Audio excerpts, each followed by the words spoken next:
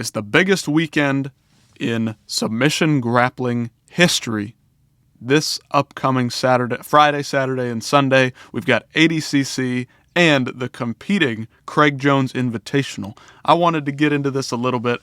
I haven't been watching grappling for the longest time, just a couple of years. I'm not a super involved expert, but I just wanted to talk about the freaking campaign that Craig Jones is running. He's running all over what the ADCC is doing. They're both set to be taking place in Las Vegas starting this Friday night. They've got big events, 2 big tournaments for the Craig Jones. ADCC, of course, as we know, has a lot of tournaments going on throughout the whole weekend with different age groups, different weight classes. Craig Jones is putting on an event that is rivaling, and I would argue is overtaken in terms of the media appeal going on. I just wanted to go over a couple of things that he's done and what he said, because this stuff, it's truly legendary what he's doing, and it's really disrupting the whole market that ADCC has really had a stranglehold on the last, 20 years when it comes to submission grappling, jiu-jitsu as a whole, the competitive landscape of it. Here we go. Here's a poster for Craig Jones Invitational. He's going to be taking on Gabby Garcia, the first man versus woman fight in submission grappling history, technically speaking. Here we go. He says 36 athletes, 2 huge super fights, and $2.3 million total up for grabs, the greatest grappling event ever. To give you a little context, he is putting forth the idea that every person competing is going to be getting $10,001 to compete at the event. The 2 super fights, of course, Craig Jones and Gabby Garcia, as I just mentioned. We've also got Mackenzie Dern from the UFC grappling in an event, plus all the other competitors in the 2 weight classes they are holding, 36 total, 18 apiece. Here we go. The under 80 kilograms division, we've got Andrew Tackett, Jason Nolf, Joseph Chen, Cade Rutolo, Kenta Iwamoto, I know him, don't know how to pronounce his name perfectly, apologies. Tommy Lineker, Tai Rutolo, Hanato Kanuto, all these guys, well, most of them I've heard of. Nicky Ryan, of course, also B-team brother of Gordon Ryan. Let's move on to the over 80 kilograms. Nicky Rod, Mason Fowler, William Tackett, Luke Rockhold. Wow. Dude, it's just stacked. If you're into grappling, even if you're not into grappling, this is exactly what you want to see. These are some of the top names in grappling right now. We've got Olympic wrestlers. We've got grapplers from all over the place. We've got Luke Rockhold, famous MMA fighter. The Rutolo brothers. I mean, there's not really much more you could ask for. Craig has put together a great roster of fighters. And the ADCC, on the other hand, really starting to lack off in terms of their marketing. I feel like they are feeling the pressure. They put on a good event every couple of years, yes. They've got Gordon Ryan competing. Of course, the B-team history with Gordon Ryan and the Danaher squad, that used to be the Danaher Death Squad, have split up. They've got these 2 kind of warring, silent Cold War warring factions going on. It's really interesting. I can't and don't want to get into everything because I don't know all the specifics of it, but I just want to put it out there to promote it, get it out there. Definitely check out ADCC as well.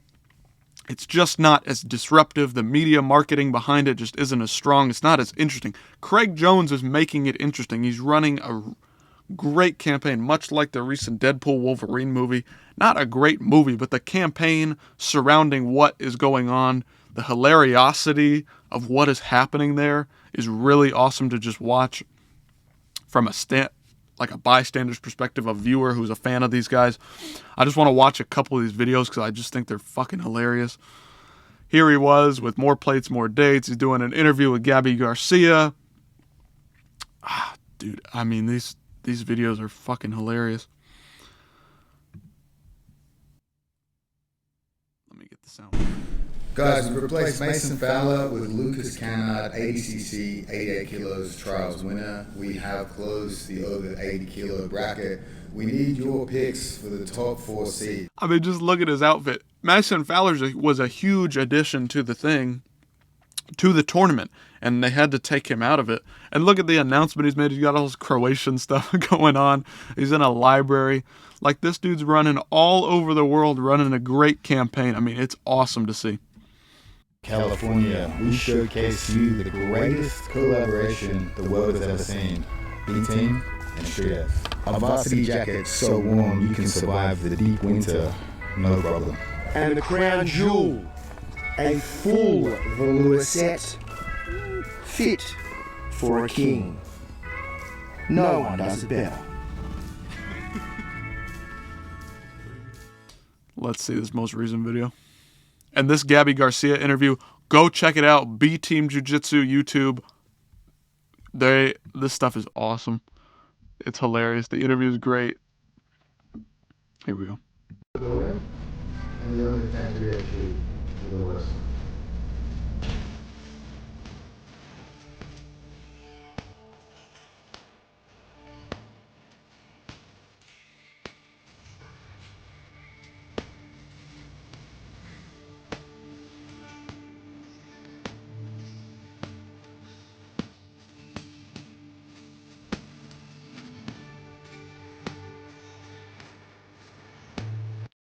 For those of you who don't know, Gabby Garcia, great jiu-jitsu artist, big, used to be roided up. Not sure if she still is, but man. Fabrication. It never happened. It never happened. This one was invented by a writer. Not this time. It never happened. It's false. It never happened. It's a fake. It's fiction. It's an urban legend that never happened. The cultural aspect of it, just trying to touch every bit of the fan base that they can, reaching out, really going out into the culture, getting outside of just MMA, getting outside of just jiu-jitsu, and really trying to break in as much and get as much fan notoriety as they can. This is exactly what you want to see from something coming up.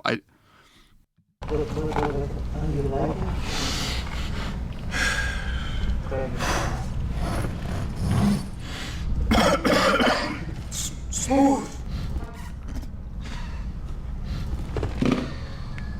What?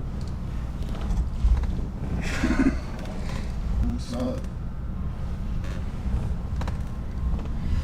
Oh, Brother. Craig, it's not quiet. It's not quiet, Chase. Bro, like all this stuff that doesn't even, like most of the stuff that they do with jiu-jitsu, it's just this whole like sexual tension, fake, like just playing it up WWE style. I mean, it's just fantastic, dude. The stuff they're putting out there is amazing. Here we go. So there's this whole backstory, and I'm sure somebody on YouTube, you could go out, just look it up. Gordon Ryan's Miata going to Craig Jones, it's a charity fundraising reward for winning the charity raffle kind of thing. Gordon Ryan was in some kind of fundraising campaign giving away his tricked out Miata, right? And so some fan picked it up, drove down to Gordon Ryan, picked it up, and then brought it to Craig and thought Craig could use it in some kind of fashion to market his thing. So Gordon Ryan's his big rival, right? And now he's got Gordon Ryan's car as a large player in the marketing campaign for the Craig Jones Invitational. They're silent, bitter rivals, right? I love that he's wearing this Kamala Harris shirt. It's fucking hilarious. Anyway, check out Craig Jones Invitational on Instagram, Twitter, YouTube, whatever. This is going to be broadcast on the B-Team Jiu-Jitsu YouTube channel. It's going to be live on Twitter, Facebook, YouTube. I know those for sure. ADCC also this weekend, worth checking out. There's probably going to be some great matches. But the Craig Jones stuff and the broadcast, I'm excited to see what they're going to do, what kind of exciting elements they're going to bring to the table. They've got great commentators, great coaches, great referees, great competitors. This thing's going to be off the charts. It's revolutionary. They're breaking every kind of expectation that anybody had for it. I love what Craig Jones is doing, using his platform to put forward and really put the spotlight on all these athletes, get them the kind of pay and notoriety that they deserve. This is what jiu-jitsu needs right now. ADCC also happening. The competition is surely going to breed excellence.